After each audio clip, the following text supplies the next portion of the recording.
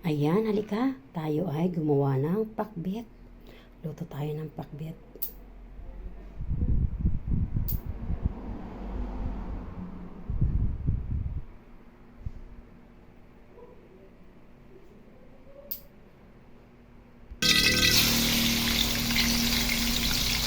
Ayan, at habang gagawin ko nga yung ating gulay, lutuin ko muna yung ating marinated na chicken, boneless chicken. Kaya halo natin sa pakbet.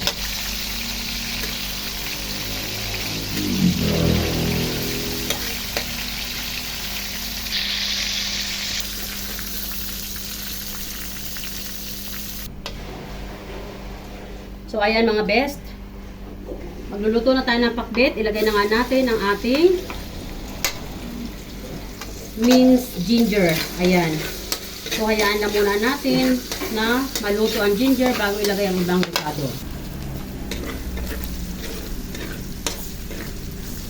Ayan. So naluluto na yung ating ginger. Lagay na natin ang minced garlic. Tinatanong nyo ba kung bakit lahat mince? Yes, gusto ko i-mince, hindi lang slice. Gusto ko kasi na-squeeze masyado yung lasa. Now, ilagay na rin natin ang onions.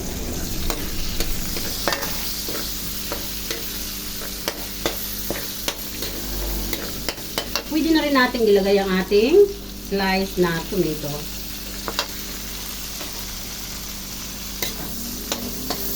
Bango. Ayan. At pagkalagay nga natin ng ating tomato, meron tayo ditong shrimp paste or alamang. Hinugasan ko muna yan para hindi masyadong mataas ang ferment. Lagay na natin dyan.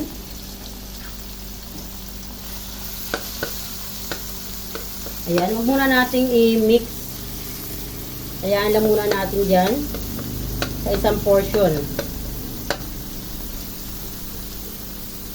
Yan. And then, at the same time, ako ay maglalagay na ng ating durog na paminta. Kayo nang bahalang mag-adjust sa durog na paminta na inyong ilalagay. At maglalagay na rin ako ng aking partner sa kusina na ginisa mix. Hindi po ito sponsor, pero, syempre, kung i-sponsor ako, ginisa mix, bikinin. Haluin lang po. Ayan.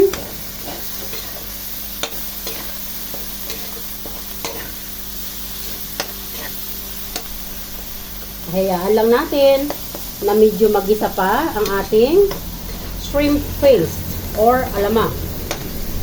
Ayan. So, medyo i-flat natin sa ating kawali para mas mabilis siyang magisa. At maglalagay na rin ako ng konting sugar to balance the taste.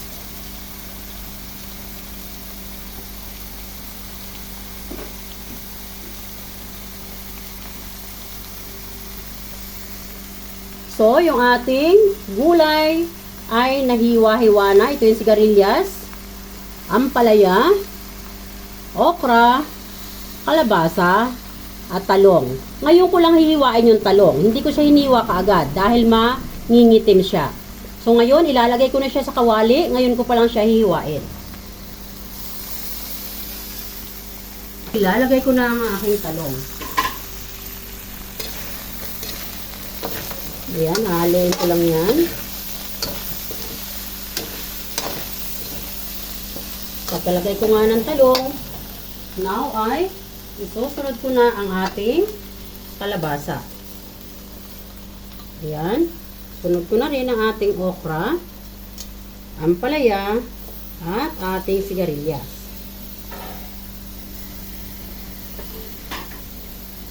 Ayan. So, nalagay na natin.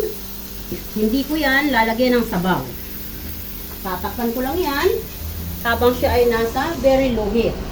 Dahil yung ating gulay, mga gulay, magkakaroon siya ng sariling fluid pag tinakpan natin siya. Ayan. So, take note, nasa very low heat lang po yan. Hintayin lang po natin na 3 minutes na siya ay naluluto sa sarili niyang fluid na nasa very low heat.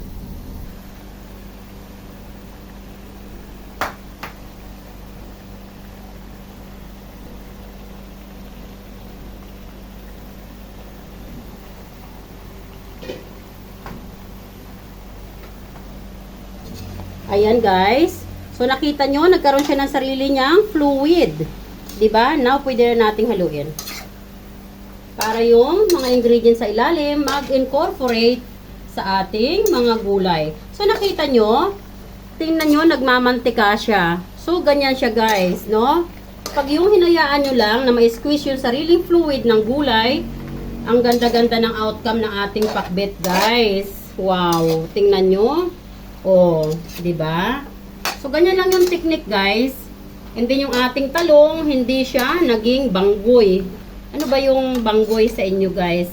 Yung nangingitim na hindi presentable yung hitsura. Kaya ako, yung talong, hinuhuli ko yan talaga na hiwain. So ayan, kunting oras na lang guys, no? So tatakpan ulit natin, 1 minute na lang. And then, ready for plating. O, di ba? Ang ganda ng outcome ng ating pakbet. Takpan ulit natin, only 1 minute. Ayan. So, nakita nyo ang ating pakbet. Look at the outcome. Ayan. Guys, gusto ko ipakita sa inyo. Look at this.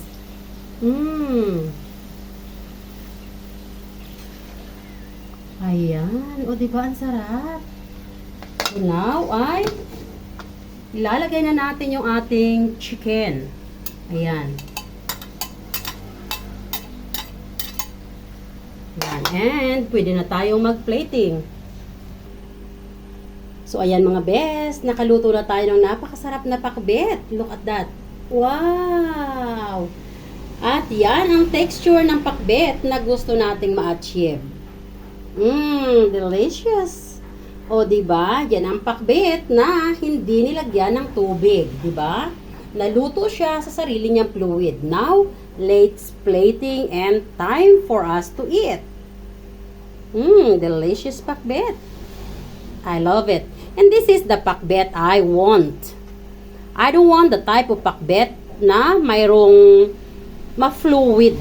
Yung obviously nilagyan ng tubig, no? Ayan, sarap. Ang sarap. Wow, delicious.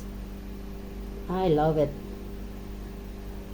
And this is the pakbet that Tita Buena method. Ayan, I know, guys, you will love this too. I love this so much. Let's plating. Let's go.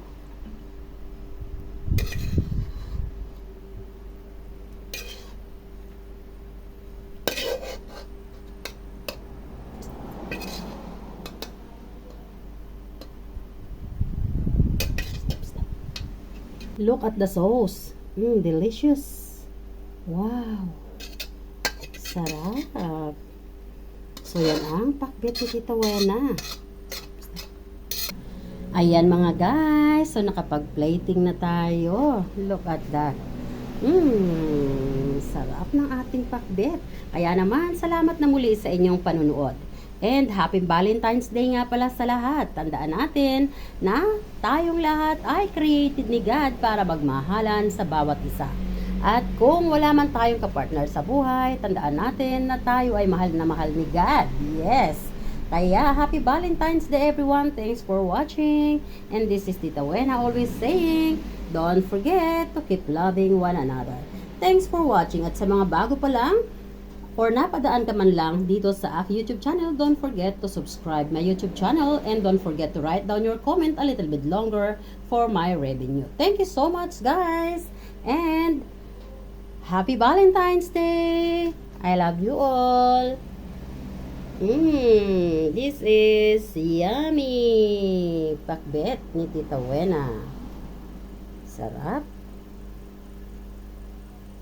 Look at that. Look at that pakbet. So delicious. Bye guys. Thanks for watching. I love you all.